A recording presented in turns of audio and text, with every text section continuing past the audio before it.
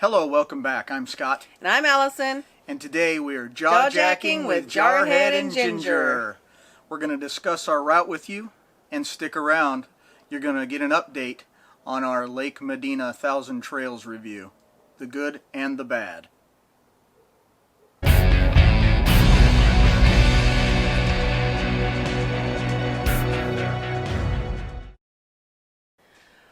Well, we changed our route again. We're going to go up the coast of California to Washington. Our plan is still to head to Washington. We're going to go through, we decided not to do California, decided to do Arizona, but now I've gotten in touch with my 96-year-old cousin who lives in Denver in a assisted living home. And y'all, I just got to go to Denver. I got to see her. I haven't seen her in 10 years, yeah. Probably 10 years. And she doesn't have that many left since she's 96. She's in an assisted care home. They don't allow visitors. That's not stopping me. I'm busting her out of there. She may be going to jail in Denver, guys. She's going to have a doctor's appointment. We're going to get in trouble. What's new? They're going to have a gray alert. Oh boy, silver. Silver alert, whatever it is. So, we have no idea yet where we're going to stay in Denver. We've kind of got the last couple of weeks in Texas figured out. 2 nights in New Mexico, just the very northeastern corner. And then we're going to go into Denver. We want to stay south of Denver, between Colorado Springs and Denver. And I have my 96-year-old cousin and her son lives there too. And I've barely talked to him in my whole life. So we're going to do some things in the Denver area. From there, we'll head into, well, I don't know which way we're going yet, but we're going to Oregon from there.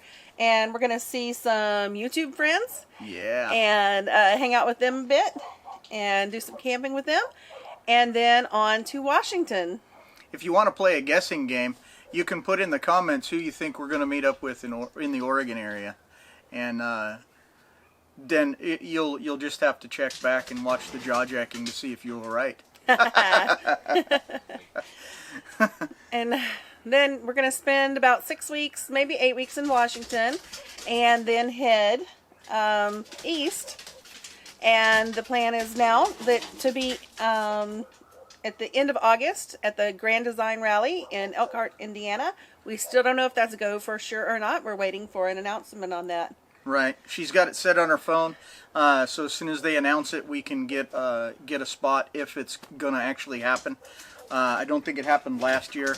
I have my fingers crossed, but I'm not holding my breath that it will happen this year. We'll just have to wait and see. If it does happen and you're part of the Grand Design family, will you be at the rally in Elkhart? We'd love to see you. Heck yeah. Let us know in the comments if you'll be there if they hold it. And then what from there? From there, we're thinking either northeast or just probably more almost straight east.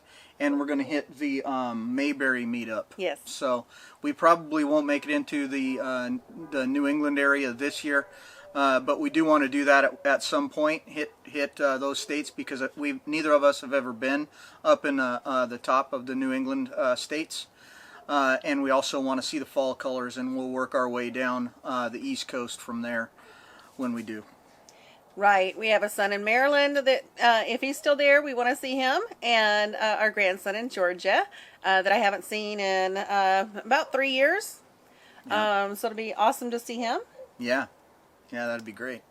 And then we're not sure where from there. That's the end of October, so we're still working on our plans from there. So if you're going to be in any of those areas around those dates, let us know, and maybe we can meet up with you guys too. Whether you're YouTube channel or not, we meet up with you, hang out, do. You guys will be could be the tour guides for us, because we haven't been to many of these places for to stay for a very long amount of time or anything like that. So that would really help us out if you guys could point us in the direction of some things to go and see. And remember, we are Thousand Trails members, so go ahead and tell us your favorite Thousand Trails campgrounds, especially Oregon and Washington. I already kind of have them booked, but I'm flexible on it as long as I can still get the reservation changed. What campgrounds to avoid? We have a 43-foot Grand Design Momentum, so we definitely need wide open spaces. Lots of room for this big old thing, guys. And then in New York, I didn't mention this, but after Indiana, I definitely would like to go through New York. I spent a year there in the Finger Lakes region, and Scott hasn't been to that area, so I definitely want to go there and explore that area with him. There's no Thousand Trails right in the Finger Lakes, but I guess that there are a couple of Thousand Trails in New York. So if you've ever been to those, let us know, good or bad. That's the first I've heard we're going to New York, so We've talked about it before. He just doesn't remember. that's very possible. So that's it for our travel. That's it. That's all that we have scheduled right now, travel-wise. So yeah, leave in the comments anything you think we should do, or any good or bad parks or whatever along those routes, if you don't mind. So now let's move on to Medina Lake. Medina Lake. Thousand Trails. Medina Lake Thousand Trails. We did a full review on it. If you want to see that, we'll link it over there. That was a few months ago that we did that, and we pulled in, and it was fairly cold. We only needed a 30 amp spot. It wasn't a big deal, and we really enjoyed our time here. We did. And this time when we came back, well, last time we came in the middle of the night, so it was partially our fault that we didn't get a good sight down below. But basically you want to be down below because that's where you have views of the water, and that's where all the deer are and things like that. All the real tame type deer that they have here are down by the water. So to this time we pulled in, and we went down there, and according to their map, down by the water there's 20 50 amp sites, and the way they do their sites is by the color of the pedestal here, so you're looking for purple when you come in. I don't believe that there are that many down there. We toured around quite a while down there looking for a site. We found one 50 amp site that we could that was available, only one, and they were super low hanging branches. We wouldn't have been able to fit into that site at all. So we came up to the top, and we found on the map a whole row in a loop that are 50 amp and full hookups. And so we came down that row, and most of those are annuals up here, and we found one that was available, so we actually got it. So that's a plus. We actually got a 50 amp site because we do need air conditioning now here in Texas. Yes. Well, it's been off and on though. We've had some really weird weather, but we are needing air conditioning, so 30 amp would really limit us, so we were really wanting the 50 amp site. Now back to the lake side. I think most of those that were 50 amp of the 20 that they're saying on the map, I think most of those were probably painted over red, which means they're unavailable. So the 20 50 amp sites that they're supposed to have down there, I believe that's going to be way off on the count. So if you're coming into Medina expecting a 50 amp site, you may have to post up somewhere and wait for a 50 amp site to open in a day or two, and then move to get that 50 amp site. So be aware of that. A lot of the 50 amp sites are also the annuals down there at the lake. Yes. Yep. There's a row of them down there of 4 or 5, and I think all of them were annual sites. They had the wooden decks and everything, so they're not moving anytime soon. Right, and our friend the deer lady, she has an annual 50 amp site. Yeah. She's not going anywhere. She likes her deer. Yeah, absolutely. I don't blame them. I mean, and that's one thing that they still have here and that are really cool is all the deer, guys. Mm-hmm. There's just tons and tons of deer. Every time you go out, you see one, no matter what time of day it is, it seems like. But a little bit of a downside to where we are now, we're in the upper, on the upper area. We don't hardly see that many at all, at least from our campsite. We have seen them in this loop quite a bit, but we haven't seen many out our back deck, which, you know, good or bad. They're just more the closer you get to the lake.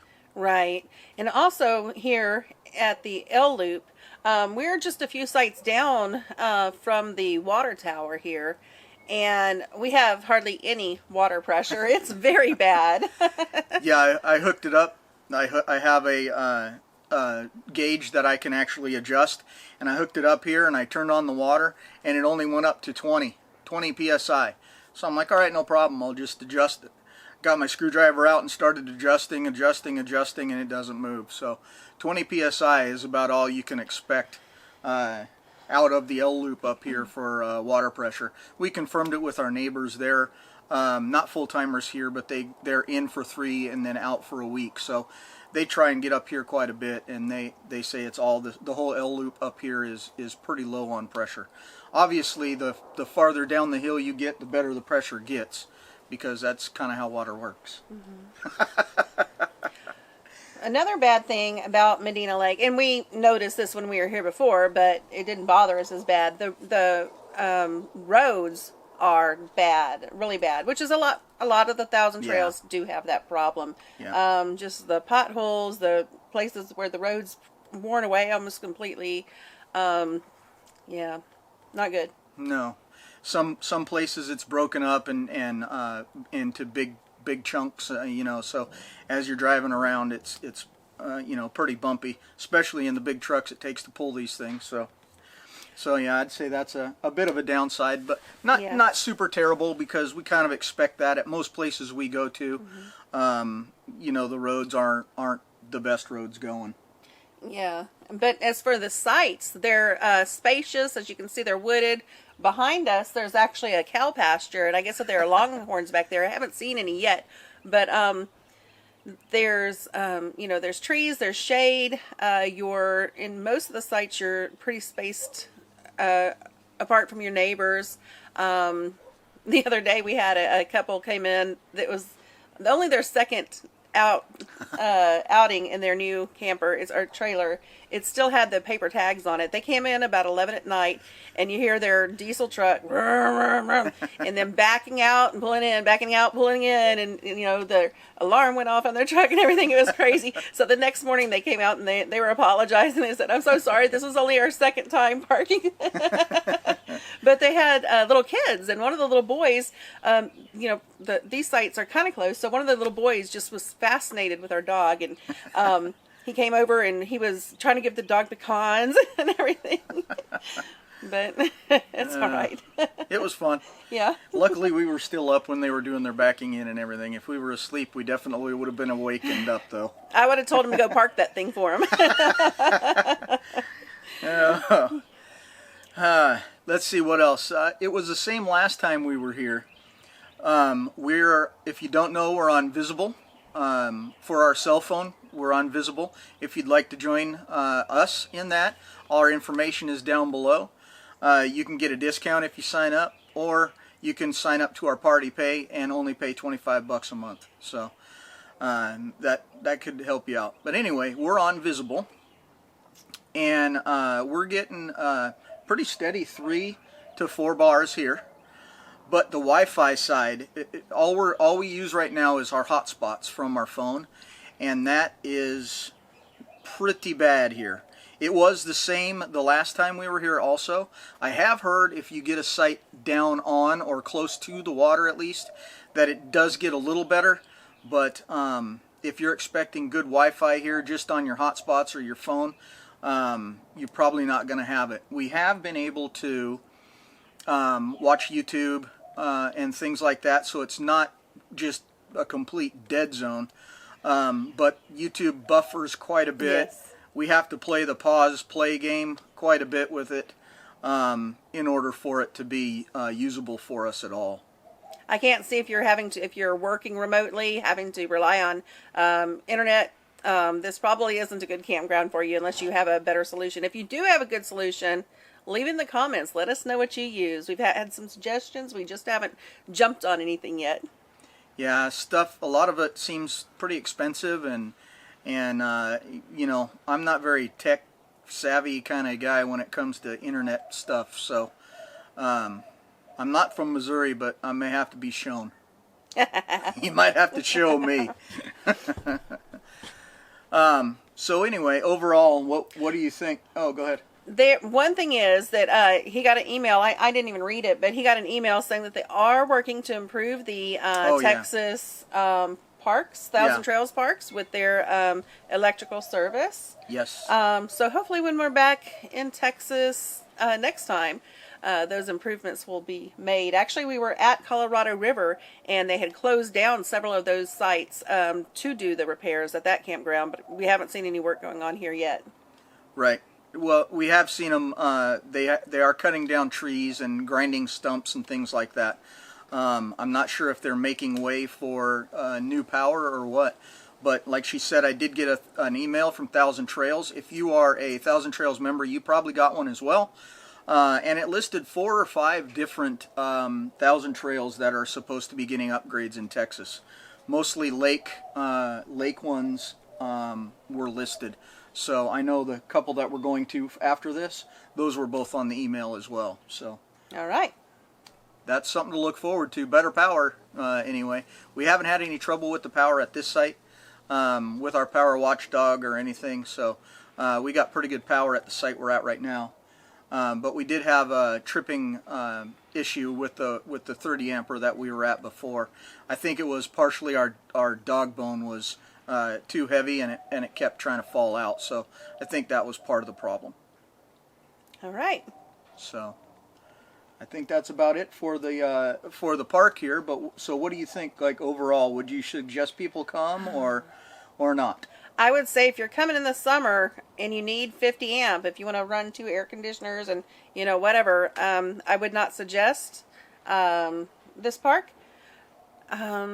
But if you're coming at a time when you can get by on 30 amp, I'd still come here. I love the deer. That's my favorite part. And the location. We just spent the day in Bandera today, San Antonio yesterday, New Braunfels tomorrow.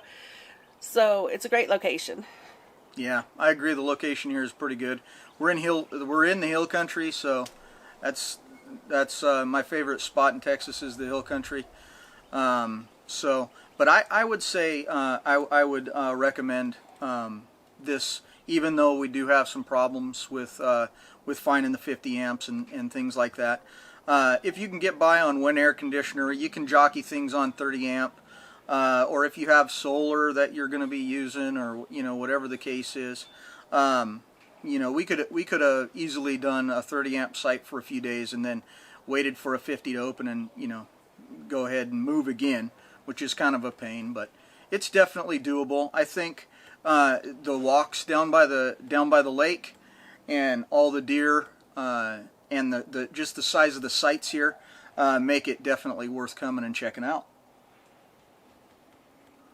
All right, well, there you go. If you're still here, thanks for sticking around to the end.